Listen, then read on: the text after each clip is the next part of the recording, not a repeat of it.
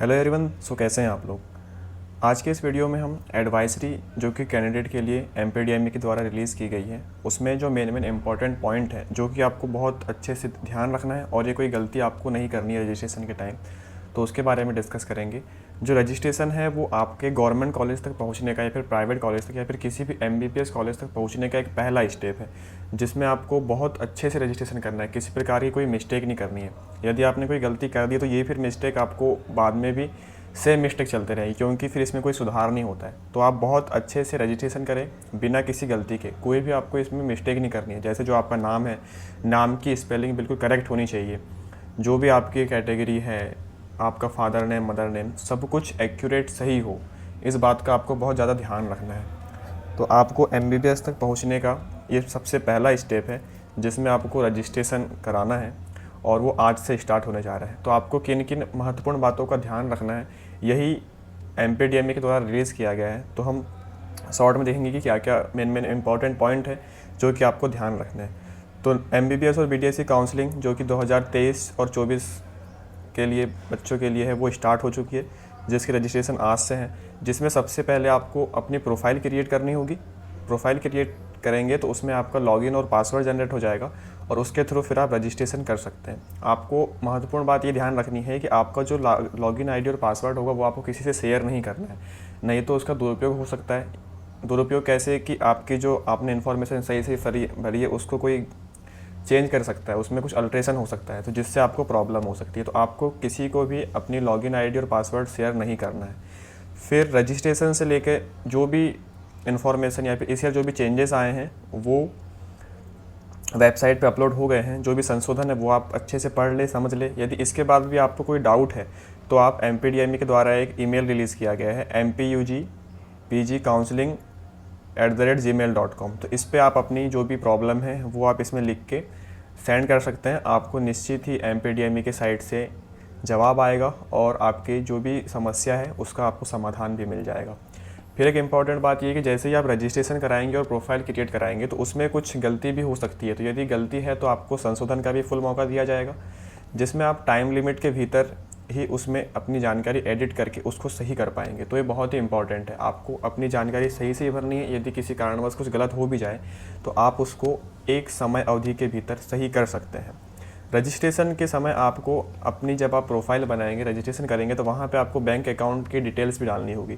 तो ये आपको मैं बता दूं कि उसमें आपको अपना ही बैंक डालना है, वहाँ पे किसी भी साइबर कैफ़े का बैंक अकाउंट मत डाल देना, क्योंकि जब पैसा बाद में रिफ़ंड आता है तो वो आपके ही अकाउंट में आना चाहिए। यदि साइबर वाले के पास आएगा तो फिर वो आपको देता है नहीं देता वो क्या पता, इसलिए आप उसमें अपना ही बैंक अकाउंट डालें। अब इसकी कुछ नियम शर्तें हैं कि आपका जो बैंक अकाउंट है वो सेविंग या फिर करंट खाता का होना चाहिए और आपका माइनर अकाउंट नहीं होना चाहिए। मतलब यदि आप 18 साल से कम है तो आपका माइनर अकाउंट होगा, तो इस कंडीशन में आप अपने पेरेंट्स का खाता यूज़ कर सकते हैं। उसके बाद आपकी जो बैंक खाती है उसकी केवाईसी पूरी होनी चाहिए, ठीक। और यदि आपका जो बैंक खाता है वो सेविंग अकाउंट है तो उसमें ज़्यादा कोई लिमिट नहीं होनी चाहिए, मतलब उसमें कितना भी पैसा हम रख सके, तो उसकी आप जो लिमिट है उसको आप बढ़ा लीजिए। ये एक बहुत ही ज़्यादा इंपॉर्टेंट पॉइंट है। यदि आपका एडमिशन प्राइवेट कॉलेज में हो रहा है तो वहाँ पे 10 से 15 लाख रुपए फ़ीस होती है, तो उतना बड़ा अमाउंट उस अकाउंट में आ सके इतनी तो लिमिट होनी ही चाहिए। उसके बाद जो अकाउंट होते हैं प्रधानमंत्री जनधन योजना वाले और जो जीरो बैलेंस अकाउंट होते हैं वो इस योजना के लिए मान्य नहीं है। तो ये जो, क्योंकि इनकी लिमिट कम होती है, आपको एक यहाँ पैसा लाखों में आपके अकाउंट में आएगा और इसकी लिमिट उतनी होती नहीं है, इसलिए वैलिड नहीं है। तो आपको क्या करना है, सेविंग अकाउंट या फिर करंट अकाउंट खुलवाना है और जिसकी केवाईसी प्रॉपर कंप्लीट हो और उसकी लिमिट बहुत ज़्यादा हो, ठीक। अब आपका जब रजिस्ट्रेशन हो गया तो आपको रजिस्ट्रेशन के टाइम पे कुछ फ़ीस लगती है, तो वो लास्ट ईयर 1100 रुपये थी। आई होप इस बार भी 1100 रुपये ही होगी। ये सारी कैटेगरी के लिए सेम है, जो कि नॉन रिफंडेबल होती है। मीन्स आपको वन टाइम 1100 रुपये देना है और रजिस्ट्रेशन एक ही बार होता है। यदि आपने फर्स्ट राउंड में रजिस्ट्रेशन करा लिया तो अब आपको सेकेंड राउंड या फिर मॉपअप में ज़रूरत नहीं है रजिस्ट्रेशन कराने की, यही आपका काम आएगा। आपको बस चॉइस फिलिंग करते जाना है और आगे प्रोसीड करते जाना है। अब यदि फिर सेकंड टाइम रजिस्ट्रेशन स्टार्ट होते हैं मॉपअप राउंड में, तो मॉपअप राउंड में फिर आप फिर से फ्रेश रजिस्ट्रेशन वो बच्चे कराएंगे जिनने फर्स्ट राउंड में रजिस्ट्रेशन नहीं कराया है। तो रजिस्ट्रेशन बस एक ही बार कराना है, जिसमें फ़ीस लगती है 1100 रुपये, जो कि नॉन रिफंडेबल होती है। अब जो आपका शेड्यूल है काउंसलिंग का, उसमें टाइम लिमिट दी हुई है कि 26 तारीख से स्टार्ट है और इस डेट तक रजिस्ट्रेशन चलेगा।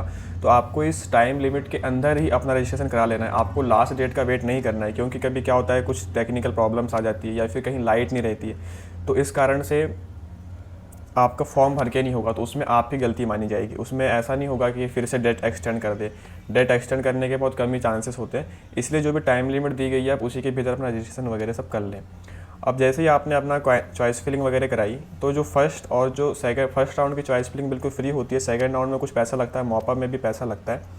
तो इसमें जो भी फीस जमा करी जाती है, ठीक है, वो सारी फीस ऑनलाइन ही जमा होती है। आपको इसके लिए किसी को 1 रुपये भी नहीं देना है, सब कुछ ऑनलाइन MPDME की साइट पे ही होता है। तो आपको किसी को कोई पैसा नहीं देना है इसके माध्यम से, ठीक है। आपको खुद ही ऑनलाइन बैंकिंग के माध्यम से पेमेंट करना है। और यदि आपको कोई भी प्रॉब्लम होती है, ठीक है, फीस के भुगतान से रिलेटेड, तो उसके लिए आप सबसे पहले तो अपनी जो बैंक खाता है उसकी लिमिट बढ़ाइए और उसमें इंटरनेट बैंकिंग की सुविधा को इंस्टॉल करिए, जिससे आप खुद ही पेमेंट कर सके और जो फ्रॉड होता है उससे बच सके, ठीक है। तो आपको किसी को भी 1 रुपये नहीं देना है, आपको खुद से ट्रांजेक्शन करना है और सारा ट्रांजेक्शन MP ऑनलाइन की वेबसाइट पे होगा। तो ये आपको बात ध्यान रखनी है, ठीक है। और जो भी आपकी ट्रांजेक्शन की लिमिट है वो आप बढ़ाइए। अब जब आप रजिस्ट्रेशन करेंगे तो उसमें आपको फ़ोटो ID प्रूफ के रूप में कुछ डॉक्यूमेंट्स लगेंगे। तो उसमें आप अपना ID card, PAN card, driving licence या फिर पासपोर्ट ये यूज़ कर सकते हैं। यदि आपके पास ये तीनों चारों चीज़ नहीं है तो इसके अलावा आप जो आपने 12th पास किया है तो आपका एडमिट कार्ड होगा, तो आप उसमें जो आपकी फ़ोटो होगी तो फ़ोटो वाला जो एडमिट कार्ड है वो आप जमा कर सकते हैं, या फिर आपकी मार्कशीट, आपका बैंक पासबुक या फिर विद्यालय द्वारा जो आपका ID कार्ड बनता है वो भी आप यूज़ कर सकते हैं फ़ोटो ID के प्रूफ में, ठीक है। तो ये आपको बात ध्यान रखनी है। यदि ये सब चीज़ें नहीं है तो आप ये भी यूज़ कर सकते हैं। अब जो आप रजिस्ट्रेशन कराएंगे उसके बाद आपकी चॉइस फिलिंग स्टार्ट होती है। तो चॉइस फिलिंग आपको एक टाइम लिमिट के भीतर ही करना है, और चॉइस फिलिंग के बाद चॉइस लॉकिंग करना बहुत ज़रूरी है। यदि आपने चॉइस लॉक नहीं किया तो फिर वो चॉइस मतलब मानी नहीं जाएगी कि आपने फिंगरप्रिंट सही भरा है। तो आपको चॉइस लॉक करना ही है, तभी कॉलेज आपको अलॉट होगा। तो ये पॉइंट बहुत ज़्यादा इंपॉर्टेंट है। उसके बाद जो भी सैनिक कोटा से बिलोंग करते हैं, लाइक आर्मी, नेवी, एयरफोर्स वाले, तो ये भी ऐसे जो कि कार्यरत है, भी सेवा मुक्त हो गई या फिर डेथ हो गई या फिर युद्ध में विकलांग व्यक्तियों के संतान के लिए आरक्षण दिया जाता है और इस बार भी मिलेगा। फिर ये 5% जो रिजर्वेशन मिल रहा है गवर्नमेंट स्कूल के बच्चों के लिए, उनके लिए है कि वो भी इसी ईयर से इस योजना के लिए पात्र होंगे। इसके बारे में मैंने आपको वीडियो में बना के समझा दिया है, तो आप वीडियो को देख लीजिएगा, चैनल पर डला हुआ है। जो भी डाउट होंगे आपके वहाँ से क्लियर हो जाएंगे।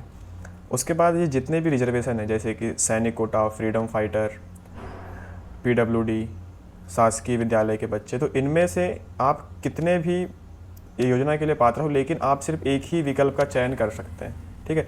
अब आपको किसका बेनिफिट लेना है वो आप देखिए अपने हिसाब से। उसके बाद प्रथम चरण की काउंसलिंग में केवल मध्य प्रदेश के स्थायी निवासी को ही सीट मिलेगी, क्योंकि जब रजिस्ट्रेशन बच्चे कराते हैं तो दूसरे स्टेट के बच्चे रजिस्ट्रेशन कराते हैं, लेकिन फर्स्ट राउंड में यदि सीट अलॉट हो रही है तो सिर्फ अपने जो MP के बच्चे हैं उन्हीं को सीट अलॉट होती है फर्स्ट राउंड में, ठीक है।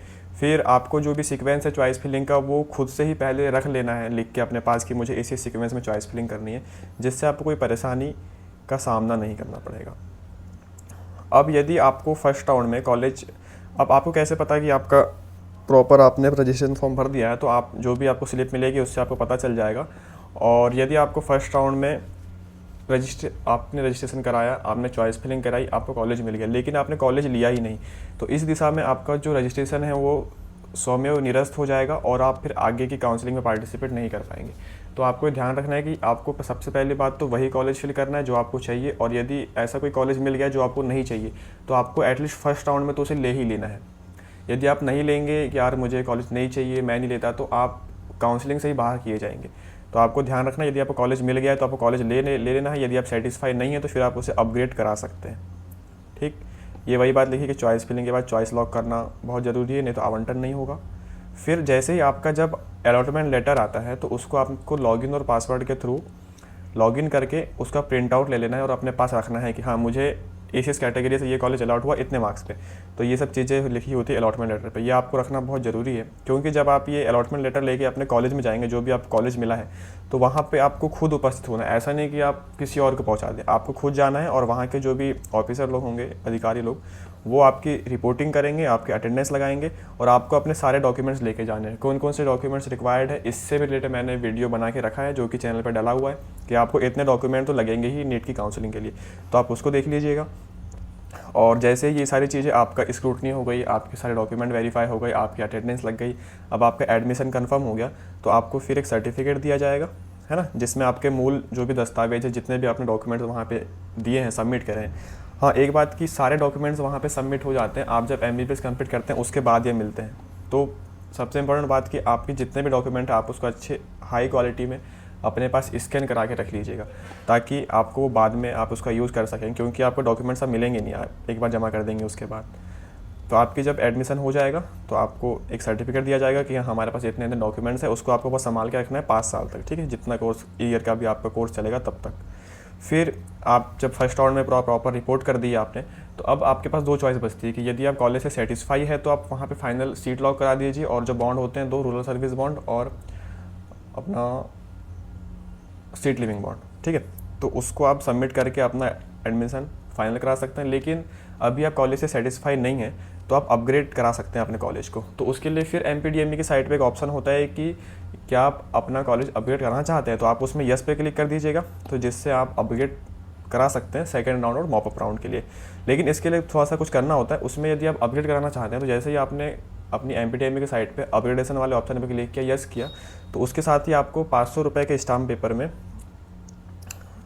लिख के देना पड़ता है कि मैं अपग्रेड कराना चाहता हूँ, और यदि कॉलेज अपग्रेड नहीं होता है तो मैं इसी संस्था में जहाँ पे मेरा फर्स्ट राउंड में एडमिशन हुआ है वहाँ पे मैं अपना सीट लिविंग बॉन्ड और ग्रामीण सेवा बॉन्ड ये भर दूंगा, ठीक। मतलब ये कि यदि आपका अपग्रेड हो गया तो आप जहाँ भी एडमिशन लेंगे, मान लीजिए कि आपका अभी GMC भोपाल में हुआ, आपका सेकंड राउंड में आपको MGM इंदौर मिल गया, तो अब आप सारे डॉक्यूमेंट्स आपके तो MGM इंदौर में पहुंच जाएंगे GMC भोपाल से, लेकिन आपका जो सीट लिविंग बॉन्ड है और रूरल सर्विस बॉन्ड है ये आपको अब कहाँ देना होगा, MGM भोपाल में। और यदि आपका अपग्रेड नहीं होता है तो आपके सारे डॉक्यूमेंट्स ऑलरेडी GMC भोपाल में तो है ही, अब आप यहीं पर फिर से आके अपना सीट लिविंग बॉन्ड और रूरल सर्विस बॉन्ड दे देंगे, जिससे आपकी अब काउंसलिंग पूरी कहलाएगी और आपके सीट लॉक भी कहलाएगी। तो ये 500 रुपये के स्टाम्प पेपर में बनाना होता है यदि आप अपग्रेडेशन करना चाहते हैं तो, ठीक है। फिर ये PWD कैटेगरी के लिए कि उनका जो सर्टिफिकेट है वो MCI और NMC के मापदंड के अनुसार होना चाहिए।